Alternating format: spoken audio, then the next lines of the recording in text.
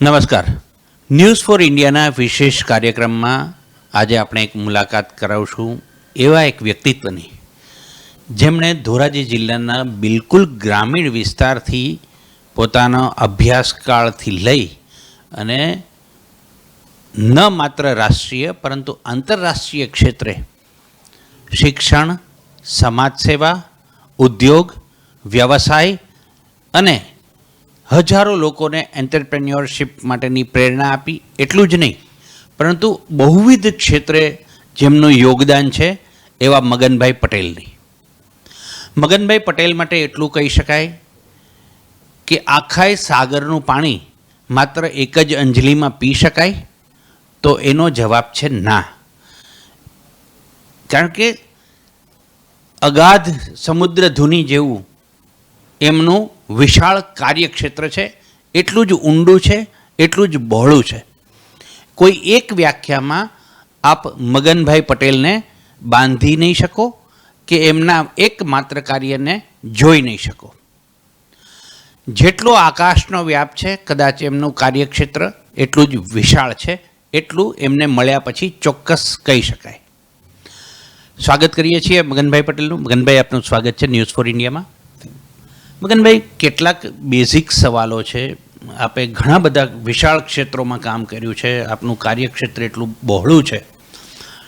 કેટલાક પાયાના પ્રશ્નો છે, એમના ઉપર વાત કરીએ કે આજે ગુજરાતની દશા અને દિશા છે, રાજનીતિક હોય, સામાજિક હોય કે પછી આર્થિક હોય, કેવી રીતે મૂલવો છો આપના અનુભવથી, આપના કાર્યથી? આજે ગુજરાતની જો આર્થિક વાતો આપણે કરવા જઈએ તો આજે ગુજરાત અને દેશનું વર્ટિકલ ડેવલપમેન્ટ એટલે કે ઊભું ડેવલપમેન્ટ થઈ રહ્યું છે. હોરિઝોન્ટલ ડેવલપમેન્ટ કરવા માટે ખૂબ જ બધી સંસ્થાઓ પ્રયત્ન કરે છે, સરકાર કરે છે, પણ ઘણું રીતે રિઝલ્ટ ઓરિએન્ટેડ વર્ક મળતું નથી.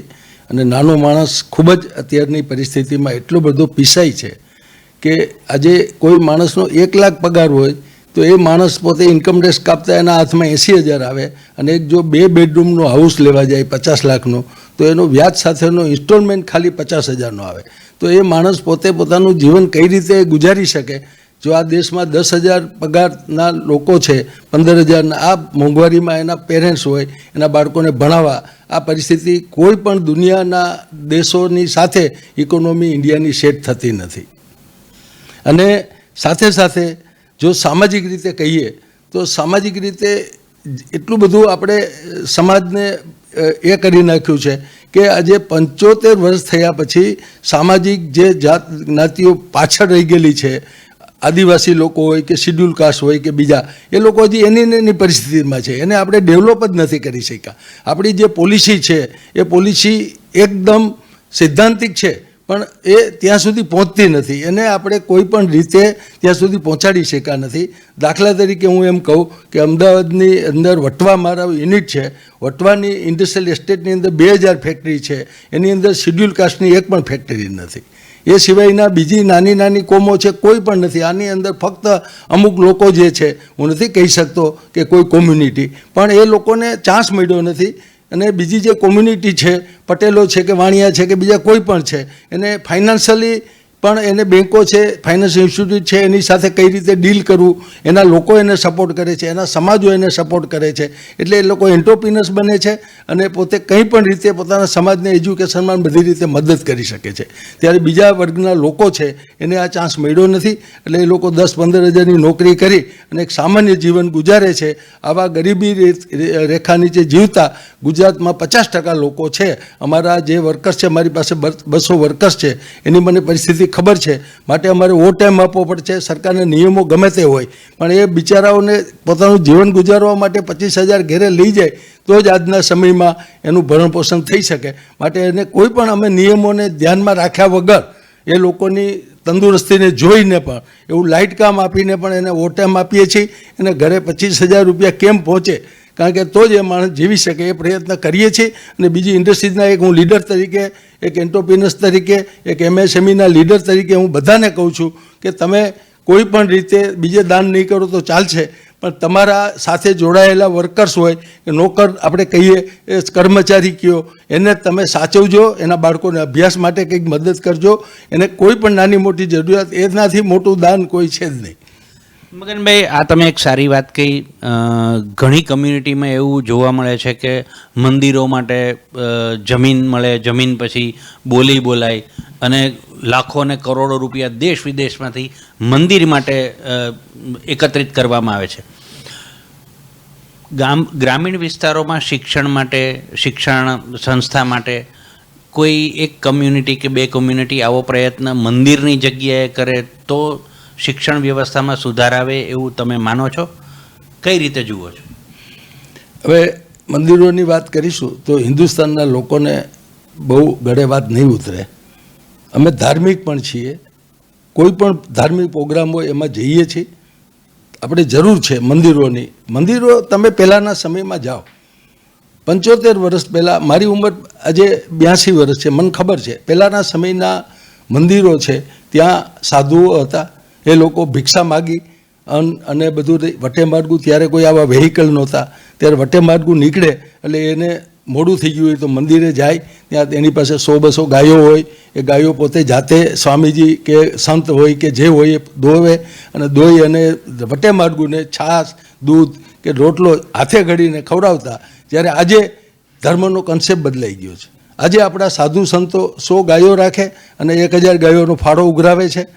મોટા મોટા મંદિરોમાં હેલિકોપ્ટરમાં ફરવાનું, મોટું 2 રસોઈયા હોય, 2 પગચંપીવાળા હોય. આ કયો ધર્મ છે?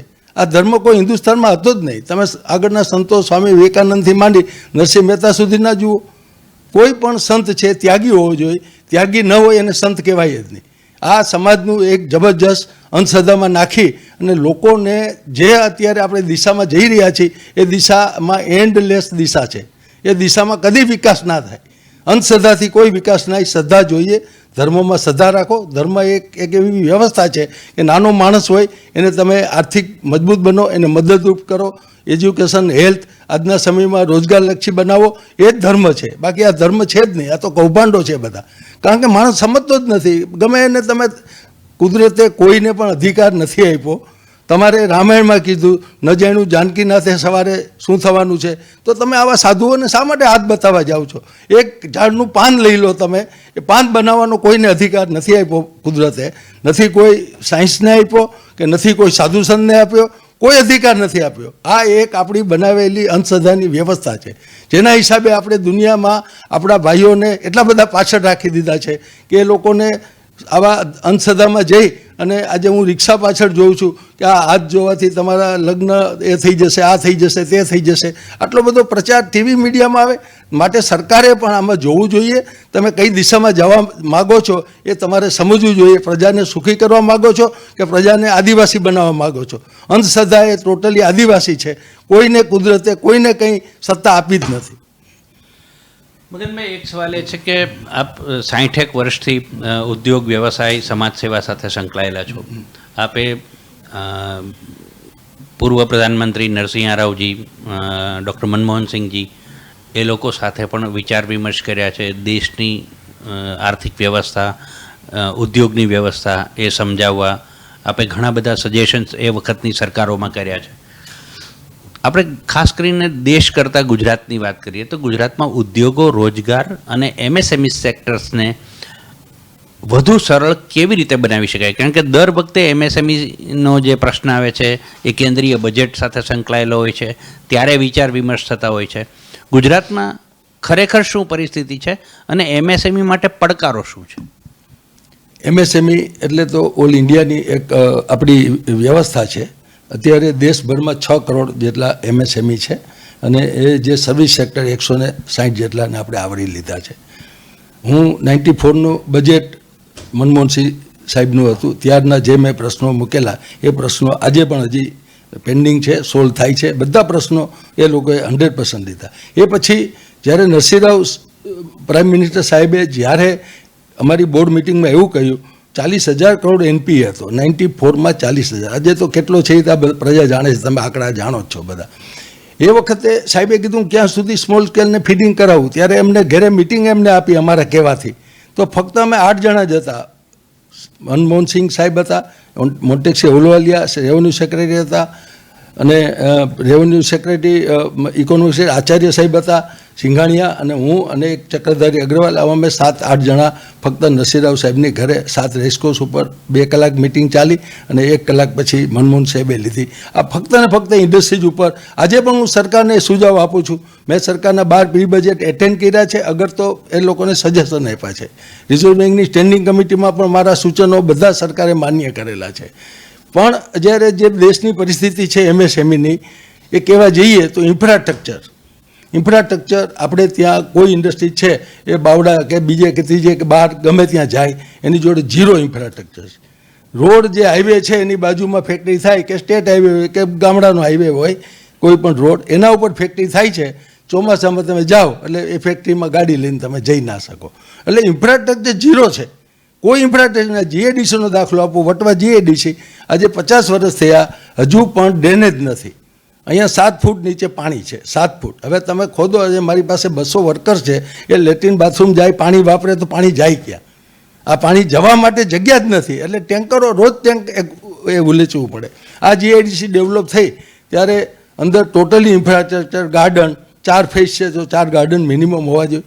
આજે વર્કર્સના કોઈ પેરેન્ટ્સ આવે, કોઈ મળવા આવે, તો વર્કરને તો દરવાજા ઉપર સિક્યુરિટી હોય, કોઈ આવવા ના દે, તો એના પેરેન્ટ્સને જઈને બેસવું હોય તો એક ગાર્ડન હોય, ત્યાં એક સામાન્ય નાનું એવું કેન્ટીન હોય, એમાં ચા પાણી પી શકે. આજે વટવાની અંદર કે બીજા સ્ટેટમાં પણ કોઈ રોડ ઉપર બધા કેન્ટીનો છે, ચા પાણી પહેલાં કોઈ એવું ઓર્ગેનાઇઝેશન નથી.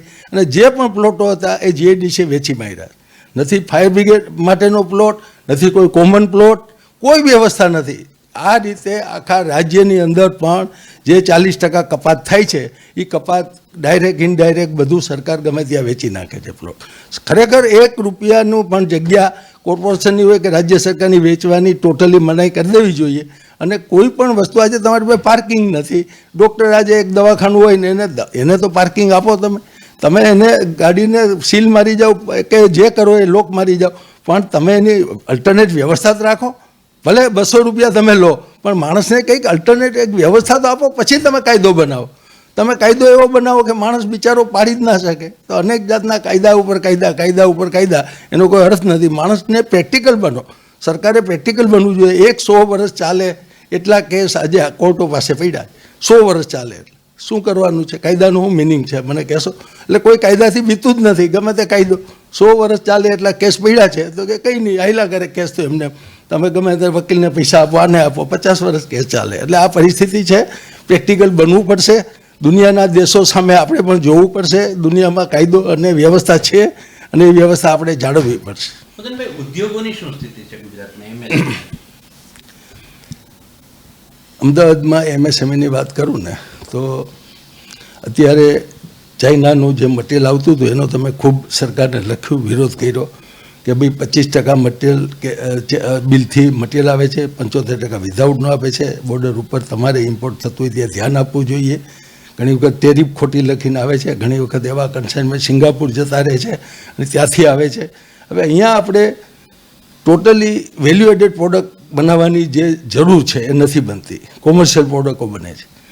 મેક ઇન ઇન્ડિયા થયા પછી સન્માનીય વડાપ્રધાને જે આ એક મેટર આપી છે આપણને, જે એક ખરેખર એ આ ઇતિહાસ એમાંથી સર્જાયો છે. પણ એમાં એવું છે કે મોટી મલ્ટીનેશનલ કંપનીઓ કોર્પોરેટ સેક્ટર આવ્યું છે. એ MSMEને કંઈ આમાંથી ફાયદો નથી થતો. કારણ કે MSMEને બેંક સાથે પણ વ્યવહાર કરવો હોય કે એક જે માનો કે આજે 5 કરોડ સુધીનું MSMEને ક્રેડિટ ગેરંટી ફંડ, એટલે કે કોઈ ગેરંટી વગર, કોલેટરલ વગર એને લોન મળવી જોઈએ. પણ મને નથી લાગતું કે સામાન્ય માણસને 25 લાખે મળે. એની એ સિસ્ટમ જ જુદી છે. એટલું બધું કરપ્શન, એટલી બધી અવ્યવસ્થા, તમને કોઈ સાંભળે જ નહીં. અમારા જેવા ન મળે તો બિચારો સામાન્ય માણસને ક્યાં મળે આ બધું? એટલે આ જે વ્યવસ્થા છે એ ઓપન ફોર ઓલ માણસ સુધી પહોંચવી જોઈએ. આજે સામાન્ય માણસ, એક માણસ કર્મચારી છે, સરકારમાં નોકરી કરતો હોય, સારી પોસ્ટ ઉપર હોય, લાખ રૂપિયા પગાર હોય, પણ એને પોતાના દીકરાને એન્જિનિયર થયો અને 2-4 વર્ષ અનુભવ કર્યો અને પછી એને જો પોતાનું કંઈક બિઝનેસ કરવો હોય તો એ 1 કરોડની લોન લેવા જાય તો એ કે એના ફાધર એને કોઈ એવી ગેરંટી આપે નહીં, કારણ કે એને પોતાને વિશ્વાસ ના હોય.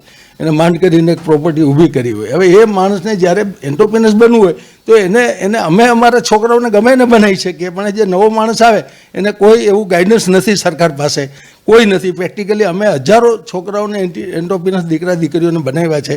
પ્રાઇમ મિનિસ્ટર રોજગાર યોજના મેં 14 વર્ષ ચલાવી, 12 વર્ષ, અને 12 વર્ષની અંદર મેં 6000 દીકરા દીકરીઓને ટ્રેનિંગ આપી અને ડિસ્બર્સમેન્ટ 100% કરાવ્યું. આજે બધા લોકો પોતે જે તે 2-3 લાખ રૂપિયા મળ્યા એ લોકો ખરેખર કોઈ એનામાં એનપીએ છે નહીં.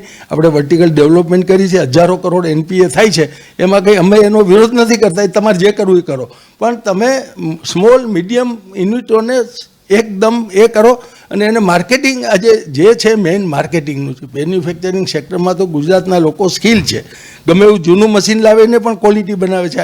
L&Tથી માંડી અને એટલી બધી ઓટો ઇન્ડસ્ટ્રીઝને એના કામ કરે છે, રાજકોટ, અમદાવાદ કે જે બધા સેન્ટરો છે. પણ એવા નાના માણસોને માટે ફંડિંગ, જે વર્કિંગ કેપિટલ જોઈએ છે અને જે ટર્મ લોન છે એ બધી એકસાથે પાસ થવી જોઈએ, વચ્ચે ડિસ્ટન્સ ના રહેવું જોઈએ. એને તમારે કાઉન્સિલિંગ કરી આપવું જોઈએ ઇન્ડસ્ટ્રી ડિપાર્ટમેન્ટે.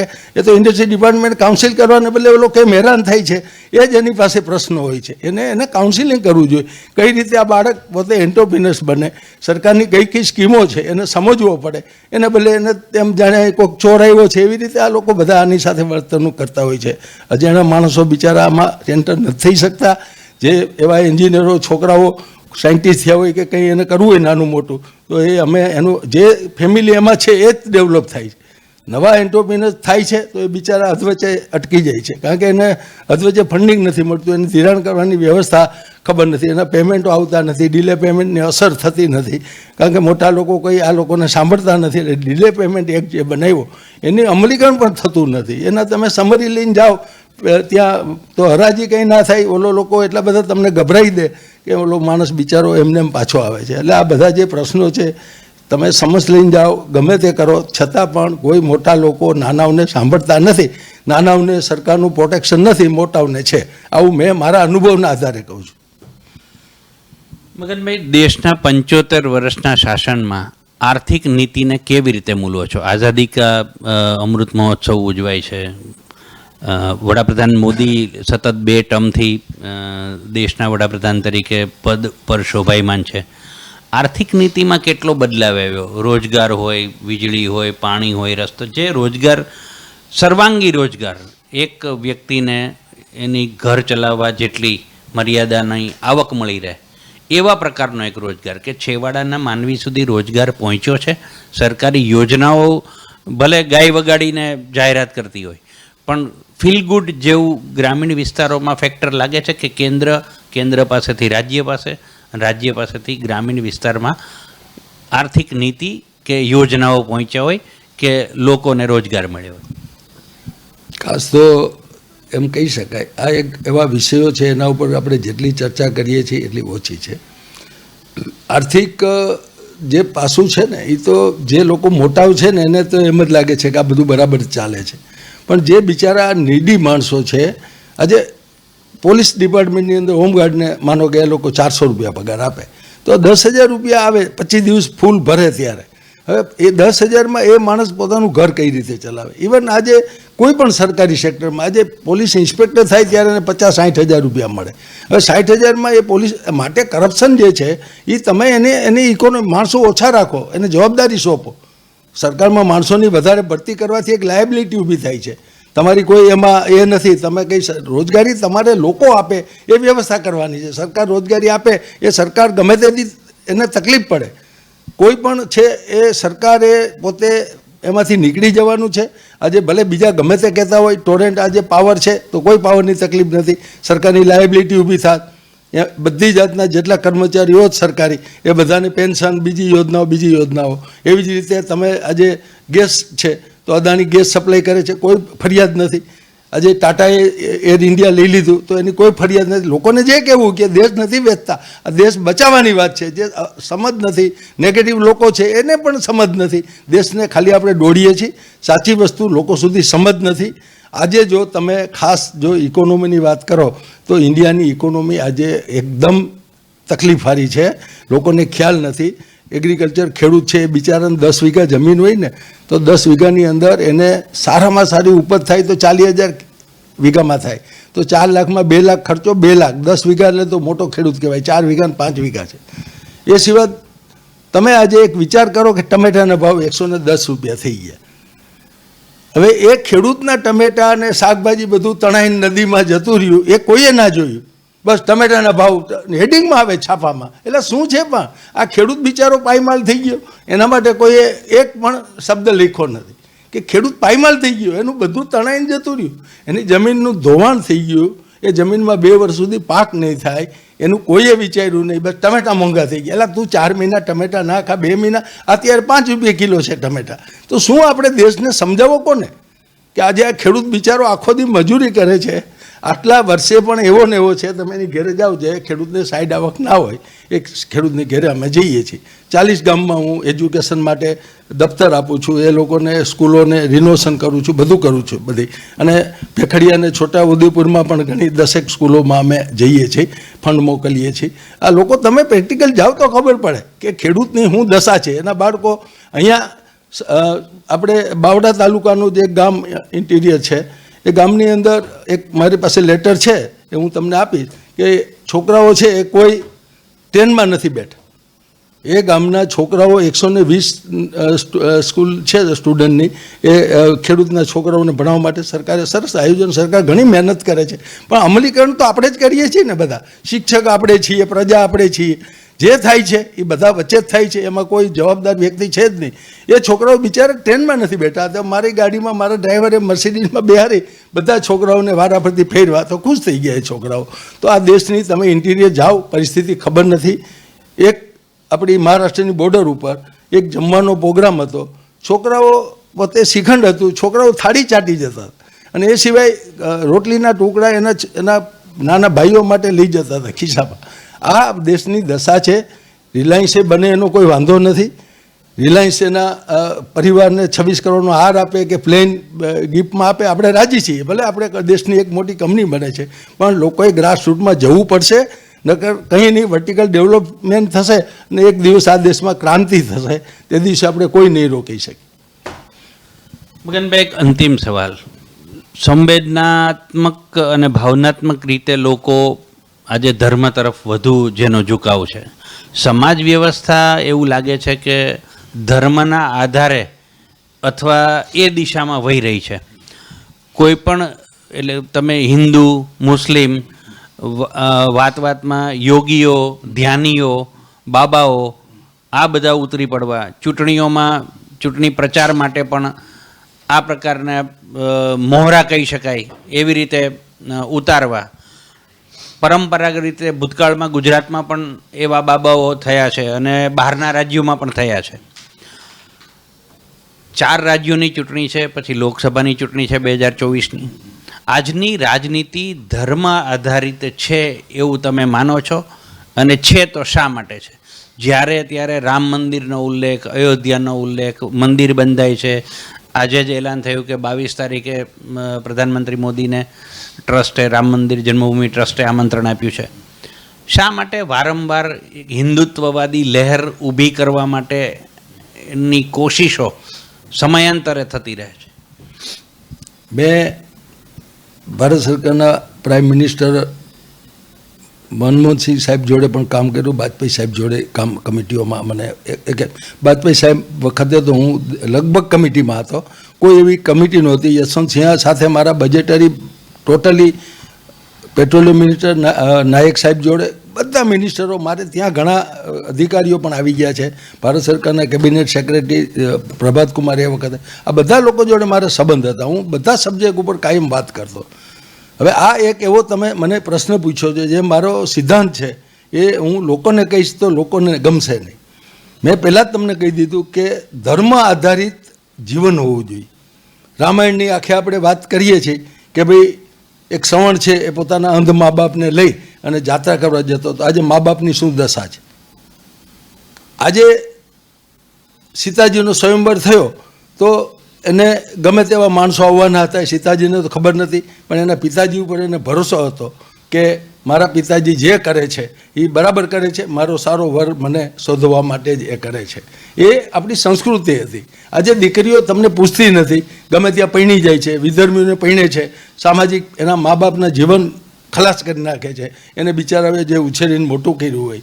એ જ રીતે આપણે કંઈ પણ જે છે ધર્મની અંદર જે સંકળાયેલું છે કે આપણે એને જે જીવનમાં ઉતારવાનું. આજે ભગવાન રામે એક સબરી જે આદિવાસી હતી, જે શિડ્યુલ કાસ્ટની હતી, એના એઠા બોર જે સબરી એને ચાખી ચાખીને ખવડાવતી હતી. આજે આપણે આદિવાસીઓને હજી પણ મંદિરમાં નથી આવવા દેતા, આદિવાસીઓને આપણે ગણતા નથી, એને હજી પણ આપણે એનો કાયદો બનાવવો પડે કે તમે એને એ નામથી ન બોલાવો. અને એના માટે એ લોકો આપણા ઉપર કેસ કરે, કેટલા બધા કેસ થાય. આપણા માટે શરમની વાત છે. માણસને માણસ જ હજી બનાવી છે કે ના હોય. 75 વર્ષે આપણે આદિવાસીને આ પહેલો શા માટે? એ માણસ છે, એ ગરીબ છે, એટલું કયો તમે. એક જાતિ જ્ઞાતિ આ બધું આ દેશને ખતમ કરી નાખશે. આ જે છે એ માણસ ગરીબ કે તવંગર કે શું છે એ માણસની ઓળખ હોવી જોઈએ દેશમાં. ગરીબ માણસ કોઈ પણ ફોર્મ્યુલા બને તો ગરીબ માણસ માટે બને. આર્થિક વ્યવસ્થા ઉપરના કાયદા બનવા જોઈએ. આ બધા કાયદા નકામા છે. એનાથી શિડ્યુલ કાસ્ટને પણ ફાયદો નથી થયો, કારણ કે એ લોકો સ્કિલ થયા જ નથી. 60% ડૉક્ટર થવાય તો એ કોઈ દી 61% લાવવા નથી. 60%નો ડૉક્ટર થયો એ સરકારમાં ચાલે, પ્રાઇવેટે પોતે કંઈ બિઝનેસ ના કરી શકે પોતાનો. એટલે એ લોકોને તમે તક નથી આપી સ્કિલ થવા માટે, એને કોમ્પિટિટિવનેસમાં નાખ્યા જ નથી. માટે એવા ને વાર્યા એને તમે રોડ રસ્તા સાફ કરવા વળગાડ્યા, એને પગાર વધારે આપો એટલે એમાં ને મારે. એટલે આપણે દુનિયા, અમેરિકા કે યુરોપના કોઈ પણ દેશમાં કોઈ એવી જ્ઞાતિ નથી એના માટે સ્પેશિયલ કે આ લોકો કચરો સાફ કરે, સંડાસ સાફ કરે. એક ઇન્ડિયામાં જ આ છે, અને એ પાકિસ્તાનને આપણે જુદા પડેલા જે કન્ટ્રી છે એમાં જ છે. બાકી વર્લ્ડમાં ક્યાંય નથી. બધા માણસ જે કામ કરે કરી શકે. જ્ઞાતિ જાતિ આપણને ખબર ના હોય કે અમેરિકાનો પ્રેસિડેન્ટ બહુ આફ્રિકન હોય તો આપણે કહીએ આફ્રિકન છે, પણ એને કોઈ હરિજન છે કે વાણીઓ છે કે બ્રાહ્મણ છે એવું કોઈ દુનિયાની અંદર જ્ઞાતિ છે નહીં. હિન્દુસ્તાનની જ્ઞાતિ જે બની છે એ મોટું વિકાસ કરવા માટેનું, રોકવા માટેનું એક આ જાતની આપણી વ્યવસ્થા છે. આ કદી કોઈ દેશ એક થઈ ના શકે. તમે જ્ઞાતિ શા માટે? માણસ તરીકે હિન્દુસ્તાનનો માણસ છે, ગરીબ છે, આર્થિક પરિસ્થિતિ ઉપર એને તમે મૂલવો, એને જે હેલ્પ કરો એને આર્થિક પરિસ્થિતિ ઉપર કરો. શા માટે બધા કાયદા કાનૂન આ તે બધા? એના માટે સરકાર એમાં ગૂંચવાયેલી રહે છે. અને બીજું કે ધર્મ આધારિત જે છે અત્યારે દેશમાં એ એટલી બધી અંધશ્રદ્ધાને આપણે પ્રોત્સાહન આપીએ છીએ, ખરેખર સરકારની મોટી ભૂલ છે. તમે ધર્મ છે એને સમજો. તમે આના વિશે હું તમને એટલા બધા લોકોને હું કહું છું, મારી જોડે આવો તમે સમજાવું ધર્મ શું છે. તમે 15 દિવસથી કથાને રામાયણ કરો એ ધર્મ નથી, કર્મ કરો. તમને આ જે ધર્મશાસ્ત્રો છે એ સ્કૂલ છે, યુનિવર્સિટી છે આપણી, જે ધર્મ જે તે ધર્મ હોય જેનો હોય તે. અને એ પછી તમારે એમાંથી ભણ્યા પછી એને અમલીકરણ કરવાનું કે ભાઈ ગરીબ માણસ છે તેની સેવા કરો, કોઈ મા બાપની સેવા કરો, પાડોશીને તકલીફ છે, દેશમાં કોઈ ખોટું ન થાય, ખોટું કરપ્શન ના થાય. એ બધું ધર્મમાંથી શીખવાનું છે. એને ભલે આપણે તો ઊંધું શીખીને આવીએ છીએ. ધર્મમાં જઈને ખોટું વધારે કરીએ એટલે કે પાપ આપણું નીકળી જાય એવું છે જ નહીં. પાપ અને પુણ્ય અહીંયા છે. કર્મ કરશું તો આપણને સ્વસ્થ જીવન મળશે. અને જેટલું કરપ્શન ને મગજમારીઓને કરશું એટલું આપણે ઘરે પણ કંકાસ રહેશે, આપણા છોકરા પણ એવા જ થશે, એ લાઈન ઉપર જ જશે. આવું અમે હજારો જણાનું જોયું છે. અને જે શાંતિથી જીવે છે, દેશ માટે કંઈક કરે છે, દેશના નાગરિક, નાનામાં નાનો માણસ હોય એ ભલે ખિસકોલીની જેમ એને થોડું પણ, જેમ કે રામાયણની અંદર ખિસકોલીનું પાત્ર છે એવું આપણે નાનો માણસ પણ પાત્ર ભજવી શકે. હું એક અહીંયા તમને દાખલો આપું કે મારે બધા ઘણા વર્કર્સ છે, બીજા માણસ છે. મારો એક ભાઈ હમણાં અમારી પાસે આવ્યો કે ભાઈ મારો દીકરો અને દીકરાની બહુ 2 એક્સપાયર થઈ ગયા, 2 બાળકો છે. મેં કીધું શું છે? તો એક 6 વર્ષની છે બેબી ને કંઈક 8 વર્ષનો બાબો કે એવું કંઈક વાત કરી મને હમણાં 15 દિવસ પહેલાં. મેં કીધું ભાઈ શું છે એનું? તું સ્કૂલ ફી ને તારો પગાર કેટલો? મને કે 14,000. મેં કીધું સ્કૂલ ફી ને તું શું કરસ? એટલે મને કે 45,000. મેં કીધું જો હું 45,000 એક વ્યક્તિને આપી દઉં છું, તું જેમ જરૂર પડે એમ લેજે, ને કે તારાથી વપરાઈ જશે. તો તમારે એક છે કે પૈસાને શું કરવાનું? તમે મંદિર બનાવશો, પૈસાથી કંઈ નથી થવાનું. તમારા પૈસા યોગ્ય જગ્યાએ વપરાશે એ જ ધર્મ છે. બાકી અંધશ્રદ્ધામાં તમે આટલા વર્ષો નાખી દો. અંધશ્રદ્ધા હતી જ નહીં. 75 વર્ષ પહેલાં જે ધર્મ છે એ કર્મ હતો. નરસિંહ મહેતાનું જે આખું એક ભજન જ ખાલી મહાત્માજી આખી દુનિયામાં ગવડાયું કે વૈષ્ણવજન તેને એ પીડ પડાઈ જાણે, પર દુઃખે ઉપકાર કરે તો મન અભિમાન ના આણે, વાચકાચમાં નીચી રાખે, પરસ્ત્રી માત્રે જીવ્યા થકી અસત્ય ન બોલે, પારકું ધન ન ચાલે હાથ રહે, સકર લોકમાં સૌને વંદે, નિંદા ન કરે કોઈ નહીં રહે. આખો ધર્મ આવી ગયો એમાં. તમારે રોજ સાંભળવાની શું જરૂર? તમે જાણો જ છો બધો ધર્મ, પણ અમલીકરણ નથી થતું. એ માટે આ દશા છે આપણી. મગનભાઈ, હિન્દુત્વ અને રામ આ બે સિવાય મોટે ભાગે ક્યાંય કોઈ બીજી વાત થતી નથી. શા માટે આટલો પ્રચાર? વ્યક્તિ પોતે હિન્દુસ્તાનમાં રહે છે, હિન્દુ છે, એમને ધર્મ કે રામ પ્રત્યે આસ્થા હોય જ. વારંવાર આસ્થાને ટટોળવાનો શું મતલબ? ધર્મ છે ને એ આપણી સંસ્કૃતિ સાથે જોડાયેલો છે. એવું નથી કે આપણે એને નિગ્લેક્ટ કરી શકીએ. અને કારણ કે કોઈ પણ છે, આજે હું મારા સમાજની અંદર જઈ અને આજે અત્યારે જે દશેરા હતા એ દિવસે મને ચીફ ગેસ્ટ તરીકે આ લોકોએ બોલાવેલો. હજારો માણસો હતા અને એ વખતે રાવણ દહન થયું ત્યારે પણ મેં એ જ વાત કરી કે આમાંથી તમારે શીખવાનું છે. રાવણ ઉપર પણ તમે આજે 6 વર્ષની દીકરીઓ ઉપર આપણે બળાત્કાર થાય છે, રેપ થાય છે, એના પેરેન્ટ્સ કરતા હોય છે. દેશમાં તમે આજે છાપું વાંચો તમને લાગે કે રાવણના વખતનું શું હતું. રાવણને આટલો આપણે ખરાબ ચિત્રો ત્યારે એવો રાવણે અત્યારે આપણે શોધવો અઘરો છે કે જે સીતાજીને લઈ ગયા પછી એને પોતાના અશોક વાટિકામાં રાખી અને પોતાની ઘેર નહોતો લઈ ગયો. આજે એને પણ આ સમાજ સાથે આપણે મૂલવવો કેમ? એ પરિસ્થિતિ. આપણે આંગળી ચીંધી છીએ, એને બદલે 4 આંગળી 3 આંગળી આપણી તરફ છે. આપણે સમજવું પડશે કે શાસ્ત્રો છે એ એક વ્યવસ્થા છે. શાસ્ત્ર એ ધર્મ છે, પણ ધર્મને તમે ખાલી નેગેટિવિટીમાં તમને ખબર જ નથી કે ધર્મ શું છે. એ લોકો ધર્મને શું લાગે વળગે. અને આ સાધુ સંતોન આ બધા જે છે એ લોકોએ એની વ્યવસ્થા. આજે 100 ગાયો રાખે, 1000 ગાયોનો ફાળો ઉઘરાવે અને ગાયો શા માટે સિટીમાં ફરે છે? એનું કારણ એક જ છે કે આપણે ધર્મનું પ્રતીક માન્યું છે. અને ધર્મના પ્રતીકમાં લોકો બિચારા એને કંઈક આપે, રોટલો આપે. આપણે ગૌચરો બધા વેચી માર્યા. આપણે ગાયોના નદી કાંઠાની જે જમીનો હતી કે આજે નદીને ખેતર વચ્ચે લગભગ 200-300 મીટરની જગ્યા હતી, તો પશુઓ બિચારા ચરતા હતા. બધું આપણે બધું વેચી માર્યું. હવે આજે તમારે જો ગાયો રાખવી હોય તો કોઈ માણસો હોય એને ગાય જ્યારે વસૂકી જાય ત્યારે એનો મહિને લગભગ 2000નો ખર્ચો છે. સરકારે આ બધા જે વ્યવસ્થા કરવી જોઈએ. ગાયને આટલું આપણે માનતા હોય માતા તરીકે, તો આપણે એના માટે ફંડ આવે છે બધામાં. કોઈ માણસ મૃત્યુ થાય તેની પાસે કીર્તન અહીંયા રૂપિયા આવે, મંદિરોમાં આવે. ક્યાં જાય છે આ પૈસા? ગાયને શું મળે? છેલ્લે ગાયને કંઈ મળતું નથી. આપણે બધા અંધશ્રદ્ધામાં આ સાધુ બાવાઓને બધા પૈસાનો સદુપયોગ નથી કરતા. જો કર્યો હોય તો આપણી ધર્મની આ જે આખી જે વ્યવસ્થા છે એ અન્નક્ષેત્રો સારી રીતે ચાલે. ભૂખ્યો માણસ કોઈ દી આપણામાં કહેવાય છે આપણા ધર્મમાં કે ભગવાન ભૂખ્યો સુવડાવતો નથી, બરાબર? ભૂખ્યો ઉઠાડે છે પણ ભૂખ્યો સુવડાવતો નથી. કોઈ માણસ આપણા દેશમાં ભૂખ્યો રહેતો જ નથી. કોઈ માણસ એટલો બધો દયાળુ દેશ છે, એટલી સંસ્કૃતિ ઊંચી છે, પણ એને અભ્રંશ કરી નાખ્યો છે. આપણે જે મિડલ માણસો રાખ્યા છે, જે સાધુ સંતો વચગાળાના જે શાસ્ત્ર વચ્ચે, એ પહેલાંના સાધુ જેવા નથી રહ્યા. હવે એ પણ ભોગી થઈ ગયા છે. એ લોકોને પણ ત્યાગ છે જ ક્યાં? કયો સાધુ ત્યાગી છે? બતાવો મને. એક સાધુ ત્યાગી નથી. એ બધાને મોટી ગાડીઓ જોઈએ છે, એને મોટા એર કન્ડિશન રહેવા માટે જોઈએ છે, 2 પગચંપીવાળા 2 ડૉક્ટર જોઈએ છે, અને ખવડાવવા માટે 2 રસોઈયા. કયો ત્યાગ છે? ત્યાગી હોય એ સંત કહેવાય. ત્યાગી હોય એ જ સંત કહેવાય. ત્યાગી નથી એ સંત નથી. એ એની વ્યવસ્થા છે, એ કરે, બરાબર છે. આપણે કોઈનો વિરોધ નથી કરતા, પણ સમાજની અંદર શાસ્ત્રને સમજવું એ અઘરું છે. એની અંદરથી આજે કોઈ પણ ધર્મના ગમે તે નામે ધર્મો ઊભા થઈ જાય. લોકો ત્યાં જાય છે, બિચારા દુઃખી છે લોકો હિન્દુસ્તાનના, એટલે બિચારા જાય છે કંઈક આપણું આ થશે. તો આપણે સારી વ્યવસ્થામાં નાખવા જોઈએ. અંધશ્રદ્ધામાંથી બહાર કાઢશો તો જ આ પ્રજા બદલશે. બાકી એને ટોળાશાહી ને વોટ બેંક બનાવશું તો એ કદી આ દેશ 75 વર્ષની દશા આજે છે, હજી એનાથી ખરાબ દશા થશે. અને છેવટે લોકશાહી જતી રહેશે. જો આ ના વ્યવસ્થા રહી તો લોકશાહી પણ જતી રહેશે તમારી. કારણ કે તમને જે ઉપર દેખાય છે એવું નથી, નીચે એટલા બધું તકલીફ છે. માણસ બિચારો પોતે તાણી તોડીને ઘેરે જાય છે. લાઇટ બિલના પૈસા ના ભરી શકતો હોય, છોકરાની સ્કૂલના ના ભરી શકતો હોય, એટલે ઘરે જાય છે તો એને ઘરે જવાની ઈચ્છા નથી થતી. 12-15 હજાર 20 હજાર કમાનારો માણસ આજે શહેરમાં એ ગરીબી રેખા નીચે જ જીવે છે. તમે એનો કદી અભ્યાસ જ નથી કર્યો. આપણે ઉપર છરા આપણે સુખી છીએ એટલે જગ સુખી એવું નથી. તમે ગ્રાસરૂટમાં જાઓ, આપણો દેશ એટલો બધો તકલીફમાં છે. પોલિટિશિયનો બધા પણ, આપણે એવું નથી કહેતા, હું વર્ષોથી જોતો આવ્યો છું, પોલિટિશિયનોની વાત વોટ બેંક ઉપર જ હોય. એને કશું લાગે વળગે નહીં કે ભાઈ આ દેશનું આ થઈ જશે. તમે કાયદા બનાવો, લોકો સુધી પહોંચે નહીં. એક કાયદો તમે વિચાર તો કરો. તમે રોજ પેપરમાં આવે છે કેટલી દશા દેશની ખરાબ છે. લોકો 5-10% વ્યાજે બિચારો નાનો માણસ લાવે, એના ઘર બહારની હરાજી કરી નાખે. ઓલો માણસ તમે કેટલાકને સાચવશો? 3,000 કરોડનું ડ્રગ આવે, એ ડ્રગ બધું યુવાઓમાં જાય છે, કોલેજોમાં, હોસ્ટેલોમાં વેચાય છે, બધાને ખબર છે. તો કઈ રીતે તમે દેશ બચાવશો? એ તો કહો મને.